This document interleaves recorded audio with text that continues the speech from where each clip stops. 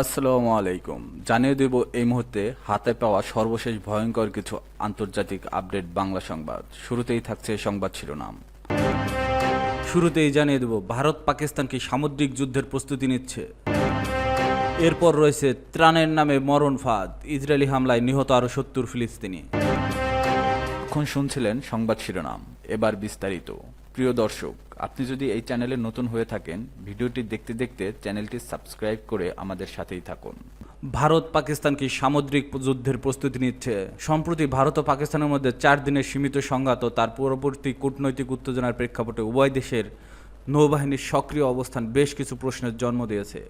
আগামীতে দুই দেশের মধ্যে সম্ভাব্য সংঘাতে নৌবাহিনীর বড় ভূমিকা থাকবে বলে বিশ্লেষকরা মনে করেছেন। খবর আল জাজিরার। ২০২৫ সালের ৩০শে মে ভারতের প্রতিরক্ষামন্ত্রী রাজনাথ সিং ভারতীয় বিমান বাহিনীর জাহাজ আইএনএস বিক্রান্ত এ নিয়ে পাকিস্তানকে হুঁশিয়ারি দেন। তিনি বলেন, নীরব থেকেও ভারত নৌবাহিনী পাকিস্তান সেনাবাহিনীকে ঠেকিয়ে রাখতে সক্ষম হয়েছে। ভাবুন তো, যখন এরা মুখ খুলবে তখন কি হবে। তার দুদিন পর ১ জুন পাকিস্তান নৌবাহিনী একটি মহড়া ঘোষণা দেয়, যেখানে তারা দেশের প্রধান সমুদ্রবন্দর ও উপকূলে সাব কনভেনশনাল ও অ্যাসিমেট্রিক হুমকি প্রতিহত করার অনুশীলন চালায়। এই প্রতিক্রিয়াগুলো ঘটে ভারত ও পাকিস্তানের সাম্প্রতিক সামরিক অভিযান, ভারতের অপারেশন সিন্দুর এবং পাকিস্তানের অপারেশন বুনিয়ান মারসুস শেষ হওয়ার ৩ সপ্তাহের মধ্যে। এপ্রিলের ২২ তারিখ ভারত নিয়ন্ত্রিত কাশ্মীরের পেহেলগামে এক হামলায় ২৬ বেসামরিক মানুষ নিহত হন, যাদের অধিকাংশই পর্যটক ছিল। ভারত এই হামলার জন্য পাকিস্তান সমর্থিত জঙ্গিদের দায়ী করে, যদিও পাকিস্তান এই অভিযোগ অস্বীকার করে। এরপর ৭ মে পাকিস্তানের পাঞ্জাব প্রদেশ ও পাকিস্তান নিয়ন্ত্রিত কাশ্মীরের ক্ষেপণাস্ত্র হামলা চালায় ভারত, যেখানে অন্তত ৫১ জন নিহত হয়। পরবর্তী ৩ দিন দুই দেশ থেকে একে অপরের বিমান ঘাঁটি লক্ষ্য করে গোলাবর্ষণ বিমান হামলা চালায়। যদিও সংঘাতকালে দুই দেশের নৌবাহিনী সরাসরি জড়িত হয়নি, তবে তারা পরস্পর গতিবিধি নজর রেখে এবং সক্রিয় প্রস্তুতি নেয়। স্যাটেলাইটের ফুটেজে দেখা যায় ভারতীয় বিমান বাহিনীর জাহাজ আইএনএস বিক্রান্ত আরব সাগরে পাকিস্তানের দিকে অগ্রসর হয়েছিল।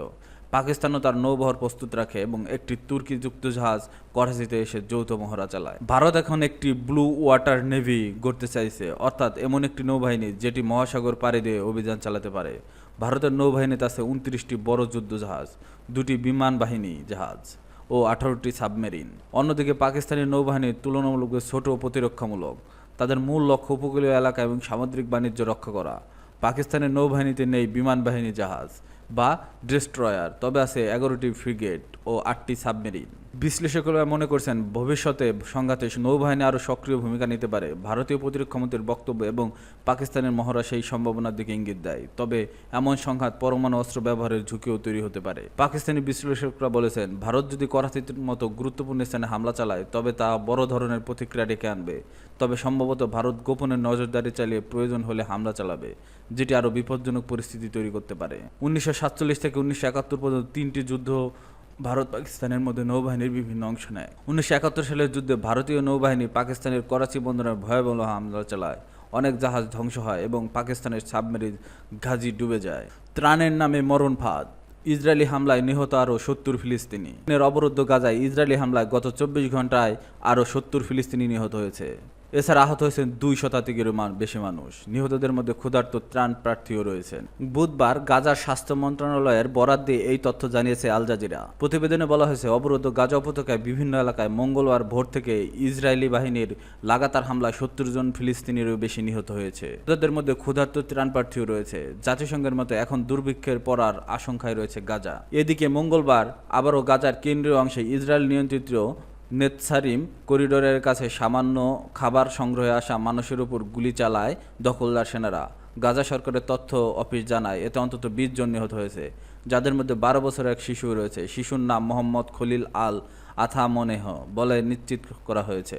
আহত হয়েছে ২০০ জনেরও বেশি মানুষ। এই ত্রাণ বিতরণ কেন্দ্রগুলো পরিচালনা করছে গাজা হিউম্যানিটেরিয়ান ফাউন্ডেশন নামের একটি বিতর্কিত সংস্থা, যার কার্যক্রম ইসরায়েলি ও যুক্তরাষ্ট্রের সমর্থনে চলে এবং এটি ইসরায়েলি সেনাবাহিনীর নিয়ন্ত্রিত এলাকার কাজ করছে। ফিলিস্তিনি কর্তৃপক্ষ এবং স্থানীয় জনগণ এই বিতরণ কেন্দ্রগুলোকে মানব কসাইখানা বলে অভিহিত করেছে, কারণ গত ২৭ মে থেকে সংস্থাটি ত্রাণ কার্যক্রম শুরুর পর থেকে ১৫০ জনের বেশি মানুষ সেখানে প্রাণ হারিয়েছে আর আহত হয়েছে প্রায় ১৫০০রও বেশি মানুষ। গাজা সরকারের তথ্য অফিস এক বিবৃতিতে অভিযোগ করেছে, জিএইসএফ কার্যত একটি মরণ ফাঁদে পরিণত হয়েছে, যেখানে ত্রাণের প্রলোভন দেখিয়ে ক্ষুধার্ত মানুষকে টেনে নিয়ে গুলি করে হত্যা করা হচ্ছে। তাদের ভাষায় জিএইসএফ এখন ইসরায়েলি সেনাবাহিনীর হাতে এক ভয়ঙ্কর হাতিয়ার হয়ে উঠেছে, যারা ত্রাণ দেওয়ার নামে নিরস্ত্র ক্ষুধার্ত মানুষের মৃত্যু ফাঁদ ডেকে নিচ্ছে। আল জাজিরার সাংবাদিক তারেক আবু আজজুম গাজার দেইর আল বালা থেকে জানিয়েছে, জিএইসএফ এর এসব ত্রাণকেন্দ্র এখন যেন পুনরাবৃত্ত রক্তপাতের মঞ্চ হয়ে উঠেছে, যেখানে পরিকল্পিতভাবে সাধারণ মানুষের উপর হামলা চালানো হচ্ছে। প্রত্যক্ষদর্শীরা জানায়, এসব হামলা চালানো হয়েছে বিভিন্ন দিক থেকে। ড্রোন, ট্যাঙ্ক ও স্নাইপার ব্যবহার করে এসব বিচ্ছিন্ন ত্রাণকেন্দ্রে অভিযান চালাচ্ছে ইসরায়েলি সেনারা। আজম বলেন, যা হচ্ছে তা মূলত মানবিক সহায়তা ব্যবস্থাকে পরিকল্পনায় ধ্বংস করার এক প্রক্রিয়া।